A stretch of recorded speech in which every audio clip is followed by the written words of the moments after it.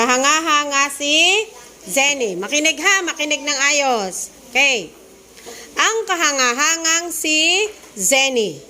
Namasyal ang mag-anak ni Namang Zoro at Aling Zara kasama ang anak nilang sina Zenny at Zel. Namili sila ng bagong damit para sa pagpasok nila sa paaralan.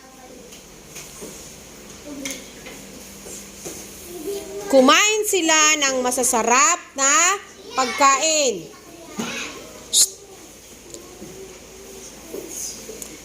Isinuot ni Zenny ang paborito niyang damit na may laso na kulay lila. Zen, go to your seat. Zayon. Yes? Zayon, do you hear me? Zayon.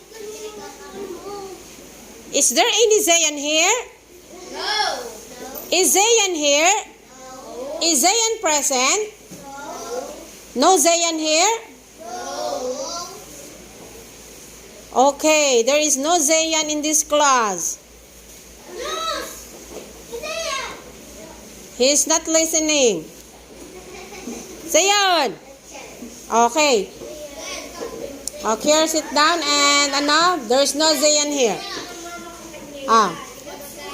Diretso ka ang binabasa ko ha. Diretso ang babasahin. Okay. Sinuot ni Zenny ang paborito niyang damit na may laso na kulay lila.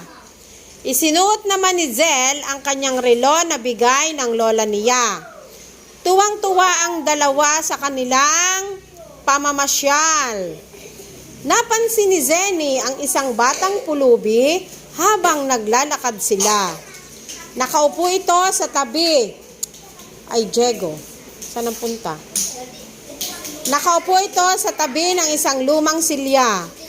Naawa si Zenny at ibinigay nito ang tinapay niya. Nagpasalamat ang batang pulubi kay Zenny.